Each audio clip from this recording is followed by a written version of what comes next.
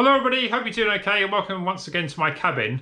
Thanks so much to everyone who's recently subscribed. We've just hit the 1,000 subscriber mark, so thanks very much for that. I think I need to work out what I need to do for my 1,000 subscriber challenge. As I can't run at the moment, that might be difficult, so comments below what ideas you'd like me to do. Anyway, today I thought we would have a look at what shoes people are wearing in races. Now, there was a study recently I saw the shoes in the world half, so I thought I'd do a similar for one of the marathons that occurred in the UK. So let's step over to the computer and see what we can see. Hello, so we're looking at here a chart that was done by a guy called Vincent Goyo, I think that's how you pronounce it. This is looking at the shoes of the male finishers in the recent World Half Marathon Championships.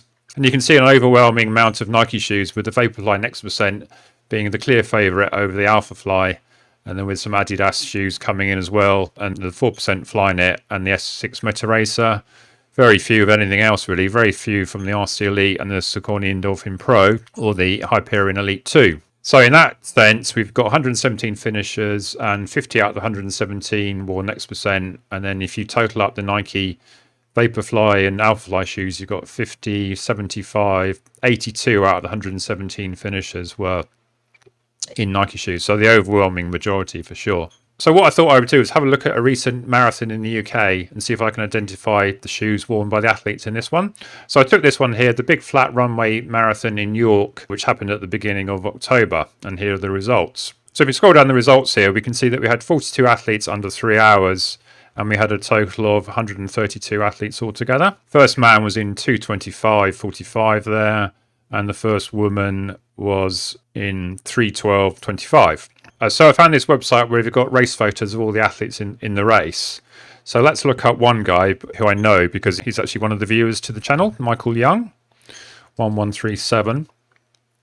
So you can see they've got lots of pictures of the athletes, and if you look closely, whereas 1137, you can see that he wore the Alphafly. So I went down all the athletes in the race and tried to identify what shoe they were using. And here are the summary of the results. So I've got 132 finishers here. So I've broken it down on the left side here to the people that wore the plated shoes.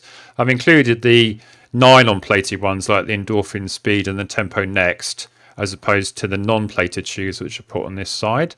So the first thing to note is that we had 132 runners finishing the race, and 71 of which wore plated shoes, and 61 of which obviously didn't. So it's just over 50% of the athletes wore a plated shoe. If we just take the sub-3 runners, that total increases to 86% with 36 out of 42. Now, normally I would like to include like a women's equivalent to a sub-3, but there weren't actually that many women in this race, so it wasn't really good data to look at. But they did seem to follow a similar pattern to the overall picture of percentage of carbon plated users to non-ones. So if I pulled in the diagram from the World Half for comparison, you can see that the top two shoes are exactly the same, Next Percent and Alphafly, and pretty much in a very similar ratios. So there's half as many Alphafly users in the York Marathon as there were into the World Half.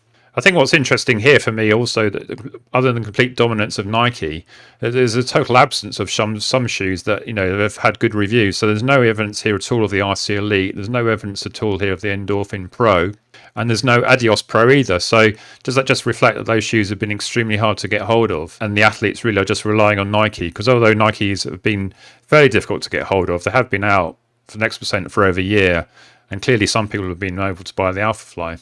What's interesting as well, that there's one solitary entry for the Meta Racer, and that was the guy that actually did a sub-3 as well.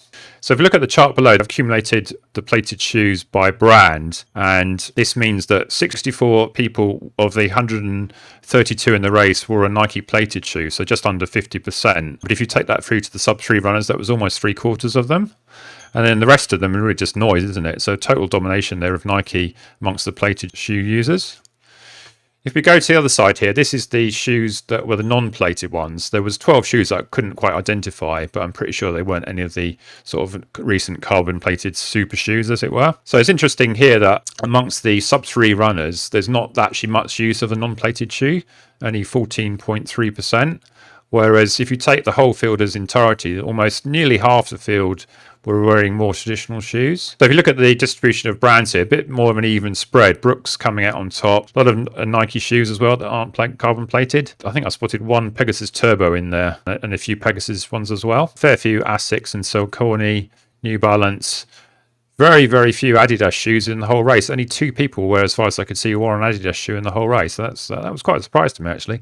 Probably just shows that Adidas need to up their game, actually, amongst dedicated club athletes and put out some shoes that people want to buy. So I'm interested to see whether the Adios Pro gets more of a feature when it becomes more widely available, if indeed it does become more widely available, because it's probably one of the hardest shoes to get at the moment. So I thought overall this shows a very similar pattern amongst club athletes to the world's elite. And it just shows that Nike have got a huge domination still of the shoes. And despite all these other companies putting out their best offerings so far, very little traction yet amongst the racers in this marathon in York.